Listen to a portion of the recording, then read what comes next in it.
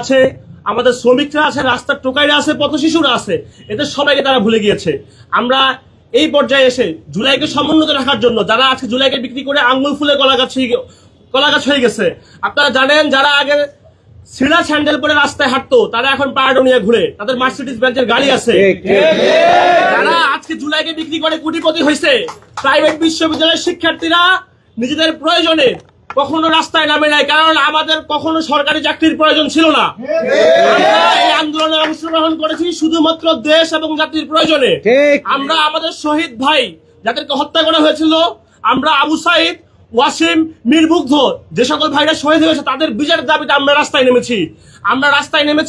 রাস্তায় নামা পরবর্তী সময়ে আমরা ক্লাসে ফিরে গিয়েছি, কিন্তু আমাদের যে ন্যায্য পাওনা, আমাদের যে ন্যায্য হক, তারা আমাদেরকে কোনো কিছুই দেয় নাই। আপনারা জানেন গত 8ই আগস্ট 2024 সালে বঙ্গভবনে যখন শপথ অনুষ্ঠান করানো হয়, তারা প্রাইভেট বিশ্ববিদ্যালয়ের শুধুমাত্র নামকে বাঁচতে 2 থেকে 3 জনকে রাখে। এছাড়া এত বড় গণ অভ্যুত্থানের সবচেয়ে বড় স্টেক হোল্ডারকে একটা তারা দাওয়াত দেওয়ার প্রয়োজন মনে করে নাই। 8ই আগস্ট বাংলাদেশের যে আমাদের জুলাইয়ের আকাঙ্ক্ষা সেদিন থেকে বিকৃত হওয়া শুরু হয়েছে।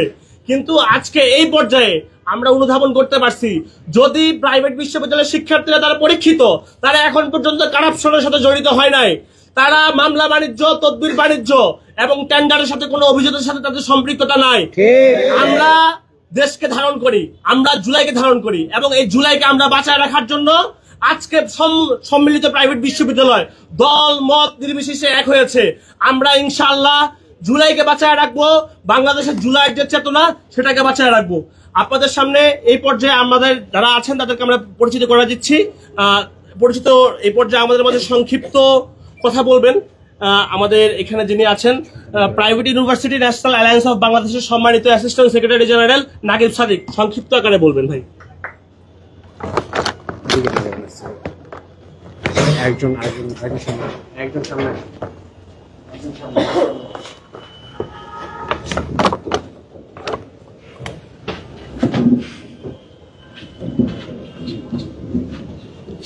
আসসালামু আলাইকুম রাহমাতুল্লাহ। আমি নাগিব সাদিক, ইস্ট ওয়েস্ট ইউনিভার্সিটির আন্দোলনরত একজন শিক্ষার্থী ছিলাম জুলাইয়ে। একই সাথে আমি এই মুহূর্তে private university national association of Bangladesh পুনাবের অ্যাসিস্ট্যান্ট জেনারেল সেক্রেটারি হিসেবে কর্মরত রয়েছি। আমাদের আজকে দিনটা আমাদের জন্য একটা বিশেষ গুরুত্বপূর্ণ দিন, কারণ আমরা আজকে দল মত নির্বিশেষে আমাদের অভ্যন্তরীণ সকল কোন্দল সবকিছুর ঊর্ধ্বে গিয়ে আমরা একটা মৌলিক জিনিসের উপর ভিত্তি করে আজকে এই জায়গায় সবাই একত্রিত হয়েছি। সেটা হচ্ছে গিয়ে আমাদের সবার একটা পরিচয়, সেটা হচ্ছে আমরা সবাই প্রাইভেট ইউনিভার্সিটির স্টুডেন্ট। আমাদের মধ্যে প্রাইভেট ইউনিভার্সিটি সম্পর্কিত ছাড়া আর কোনো ধরনের রাজনৈতিক এজেন্ডা বা কোনো কিছু নেই।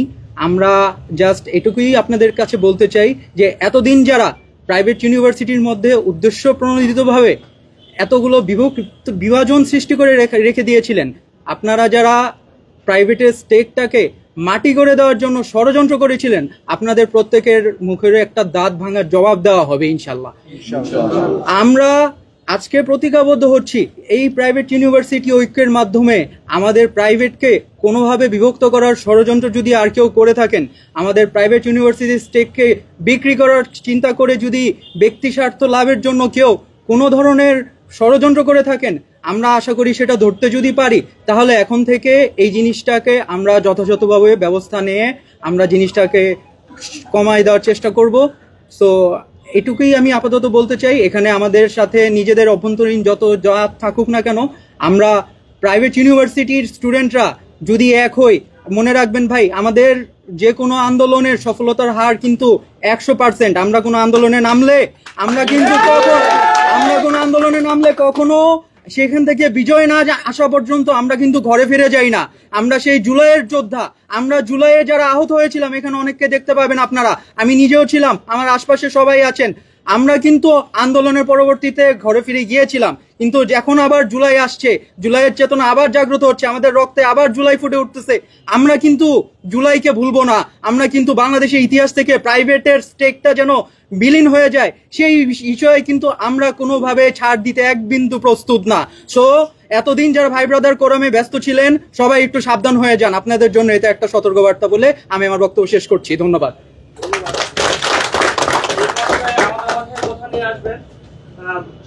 বৈষম্যবিরোধী ছাত্র আন্দোলন নতুন যে গতকালকে যে নির্বাচিত কমিটি হয়েছে নর্থ সাউথ ইউনিভার্সিটির আমাদের পরিচিত সবার প্রিয় মুখ মাশরাফি হাসান সরকার ভাই, তিনি বৈষম্যবিরোধী ছাত্র আন্দোলনের নতুন কমিটির সিনিয়র সাধারণ সাধারণ সম্পাদক। আচ্ছা, অন্য কাউকে আচ্ছা, এই পর্যায়ে আমাদের মাঝে কথা নিয়ে আসবেন আমাদের নারী প্রতিনিধি আয়েশা খান। আসসালামু আলাইকুম, আমি আয়েশা সিদ্দিকা সৃষ্টি।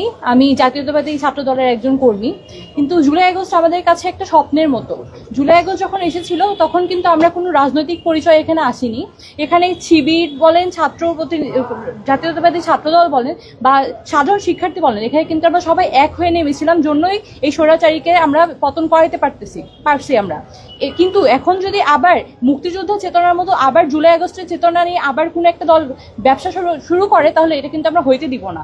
জুলাই আগস্টে প্রাইভেট অনেক বড় একটা অনার পজিশনে এখানে ছিল। এখানে আফতাবনগর, পাশে BRAC university, north south, IUB, সব ইউনিভার্সিটি, এআইইউবি সবাই কিন্তু তারা নিজেদের পজিশন থেকে কিন্তু নেমেছিল।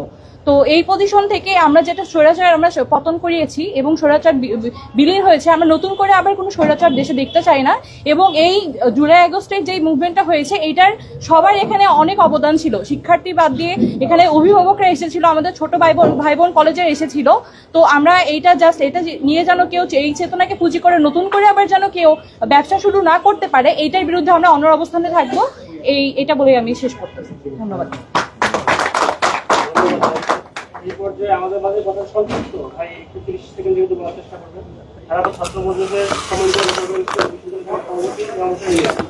আসসালামু আলাইকুম, আমি বাংলাদেশ খেলাফত ছাত্র মজলিস প্রাইভেট ইউনিভার্সিটি শাখার সম্মানিত দায়িত্বশীল, আমার নাম কাজী ইমাম হোসেন। তো আজকে আয়োজকদেরকে অবশ্যই আমাদের বাংলাদেশ খেলাফত ছাত্র মজলিসের পক্ষ থেকে আন্তরিক মোবারকবাদ। আমরা দেখেছি গত 10 মাস ধরে হচ্ছিল জুলাই অভ্যুত্থানের পরবর্তী সময়কালে শুধুমাত্র একটা বিশ্ববিদ্যালয় এবং কি একটা ছাত্র সংগঠন ছাড়া বাকি সব ছাত্র সংগঠনগুলার মানে ক্রিয়াশীল ছাত্র সংগঠন যেগুলো ছিল ফ্যাসিবাদ বিরোধী সর্বদলীয় ছাত্র ঐক্য, যখন আমরা কাঁধে কাঁধ মিলিয়ে আমরা আন্দোলন সংগ্রাম করেছি, আমাদের ক্রিয়াশীল ছাত্র সংগঠনগুলোকে বাদ দিয়ে আলাপ আলোচনা বাদ দিয়ে তাদের একক সিদ্ধান্ত, এরই পরিপ্রেক্ষিতে প্রাইভেট ইউনিভার্সিটির যারা আন্দোলনের আমার পিছনে অনেকে দাঁড়ানো আছে, আমার পিছনে ওই যে আমার বন্ধু নাইম আহমেদ খান ভাই, উনি যখন আমাদের সাথে যোগাযোগ করে 10ই জুলাই কিভাবে আন্দোলন সংগ্রাম নামানো হবে, তখন আমরা সবার আগে রামপুরা ব্রিজ ব্লকেট করা হয়। এটা আপনারা অনেকেই জানেন প্রাইভেট ইউনিভার্সিটির পক্ষ থেকে। তারই পরিপ্রেক্ষিতে যে অবদান 2015 সাল থেকে বলেন, 2018 সাল বলেন, 2021 এবং কি সর্বশেষ 24, আমরা প্রাইভেট ইউনিভার্সিটি কোনো শিক্ষার্থীরাই কোনো আন্দোলনের সাথে আপনার নেগোসিয়েশন করি না। আপনারা জানেন যে 18 আন্দোলনে এক ধরনের বিক্রি হয়ে গেছিল একটা পক্ষ, কিন্তু 2024 আন্দোলনে প্রাইভেট ইউনিভার্সিটির নেতৃত্ব দেওয়ার সময় কোনো আন্দোলন বিক্রি হয় নাই। তো আশা করি আমরা এই সিন্ডিকেট থেকে নতুন বাংলাদেশ বিনির্মাণে প্রাইভেট ইউনিভার্সিটির প্রতি আপনারা অনুভূতিশীল এবং কি দায়িত্বশীল আচরণ করবেন এবং কি আমাদেরকে প্রতিনিধিত্বশীল জায়গা থেকে সহযোগিতা করবেন। আমি সহযোগিতা কামনা করতেছি সাধারণ ছাত্র সমাজের প্রতি।